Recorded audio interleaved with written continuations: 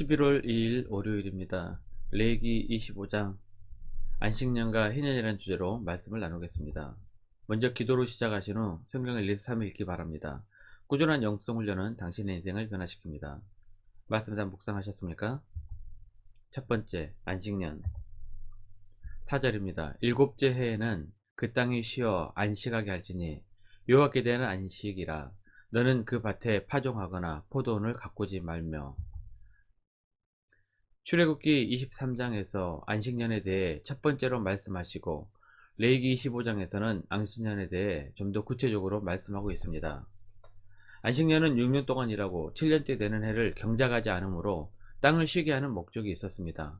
물론 사람들은 그 기간에 쉼을 가지면서 영적인 일에 힘쓰도록 했습니다. 육체의 노동으로 지친 자들과 동물들에게도 쉼을 베풀었고, 특별히 땅의 경작을 쉬게 해서 토지를 회복시키는 것에 목적이 있었습니다. 또한 일곱째 해에는 아무것도 거두지 않았습니다. 밭에 자란 것들은 가난한 자들이 먹게 하였고, 남은 것은 들짐승이 먹게 하셨습니다. 또한 용농 기술이나 비료가 없었던 시대에 토지의 쉼을 통하여 토지를 비옥하게 하셨고, 그 다음에 풍성하게 거두게 하셨던 하나님의 깊은 뜻을 살펴볼 수 있습니다. 안식년에 사람들 뿐만 아니라 들짐승까지도 먹게 하셨던 것은 이후 메시아가 왔을 때 이 땅에서 펼쳐질 모습을 미리 보여주시는 것입니다. 이사야 11장 10절입니다. 그때의 이리가 어린 양과 함께 살며 호범이 어린 염소와 함께 누우며 송아지와 어린 사자와 살찐 짐승이 함께 있어 어린 아이에게 끌리며. 죄 때문에 타락하기 이전 에덴에서는 사람과 짐승이 함께 살았습니다. 하나님은 안식년을 통해 처음 에덴의 모습을 회복하시길 원하셨습니다.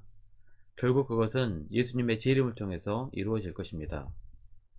안식년 때문에 생기는 문제도 있습니다. 안식년인 매 7년마다 포도원과 감람원도 토지를 쉬게 해야 합니다. 그러면 백성들은 소출이 없게 되어 경제적인 어려움을 당하게 되는 것에 대한 걱정이 있었습니다. 하지만 이것마저도 하나님께 맡기면 하나님께서 더 넉넉한 풍요로움을 허락하시겠다고 약속하셨습니다. 21절입니다.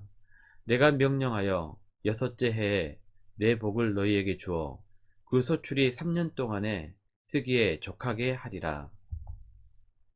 그렇다면 하나님께서 명령하셨던 안식년을 잘 지켰을까요?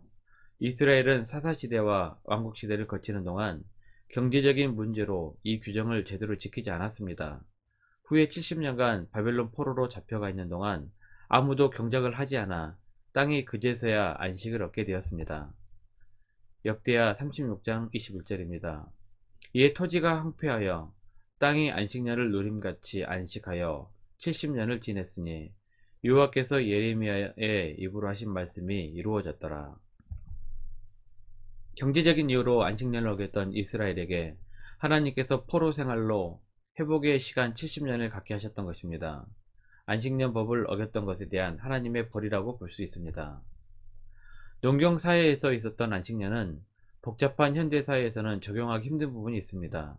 물론 목회자나 교수들 같은 경우에는 안식년을 통해 회복의 시간과 다음 6년을 준비하는 시간으로 갖기도 합니다. 두 번째, 희년.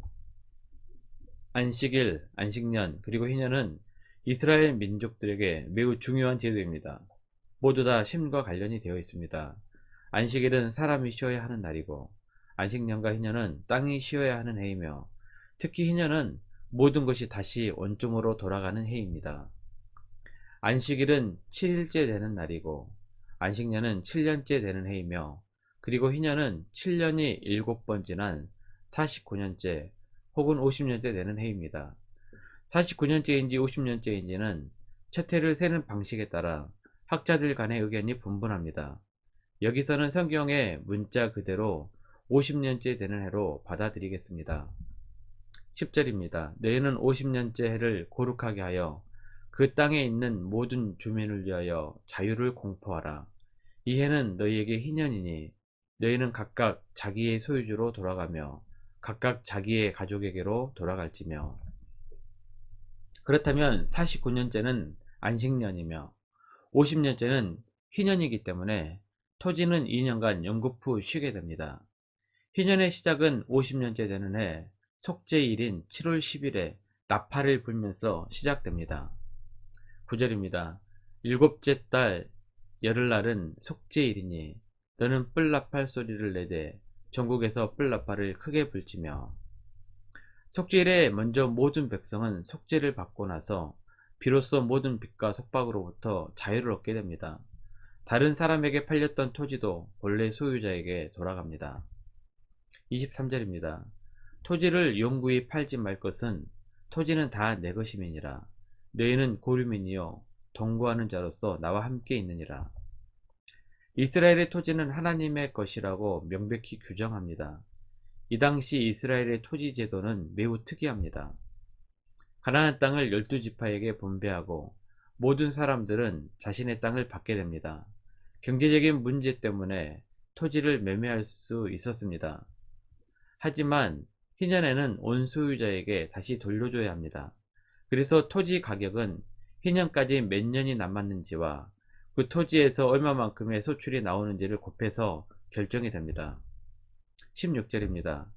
연수가 많으면 너는 그것의 값을 많이 매기고 연수가 적으면 너는 그것의 값을 적게 매길지니 곧 그가 소출의 다소를 따라서 내게 팔 것이라. 물론 중간에라도 경제적인 문제가 해결되면 그 토지를 되살 수 있었고 보아스가 나오미의 토지를 되사준 것처럼 재력이 있는 가까운 친척들이 땅을 되사서 주는 경우도 많았습니다. 이런 경우가 아니라면 50년째 되는 희년까지 기다리면 토지는 다시 본래의 주인에게 돌아갔습니다.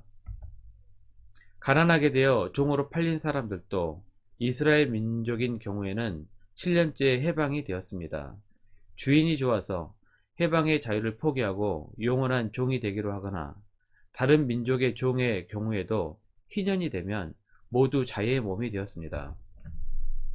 종들의 경우도 토지와 마찬가지로 언제든지 몸값을 주고 풀려날 수 있었습니다. 그렇지 못한 경우에는 희년까지 남은 연수대로 몸값이 정해졌습니다. 영원히 사람의 종이 되지 않도록 하신 것도 사람은 하나님의 종이기 때문입니다. 55절입니다. 이스라엘 자손은 나의 종들이 됨이라. 그들은 내가 애굽 땅에서 인도하여 낸 내 종이요 나는 너희의 하나님 여호와이니라. 안식년에는 부분적으로 희년의 성취가 이루어졌습니다. 빛이 탕감되고 잠시 종이 되었던 사람들도 자유민이 되었습니다. 그러나 희년에는 모든 것이 원래대로 돌아가는 완전한 회복이 이루어졌습니다.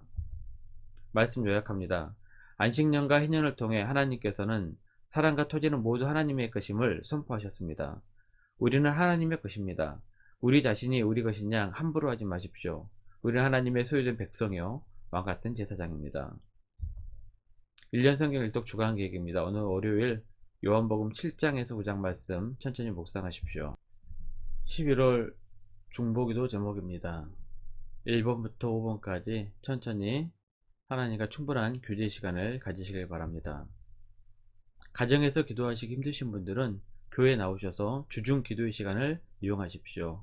새벽 6시부터 밤 10시까지입니다. 언제든지 자유로운 시간에 나오셔서 하나님과 충분한 교제 시간을 가지시길 바랍니다. 하루 30분씩 최선을 다하시기 바랍니다. 그러면 여러분의 삶이 변화될 것입니다. 영상을 다 보신 분들은 확인 문자를 보내시거나 유튜브에 댓글로 달아주시면 정기적인 영성 훈련에 도움이 될 것입니다. 오늘 하루도 승리하시기를 기도합니다.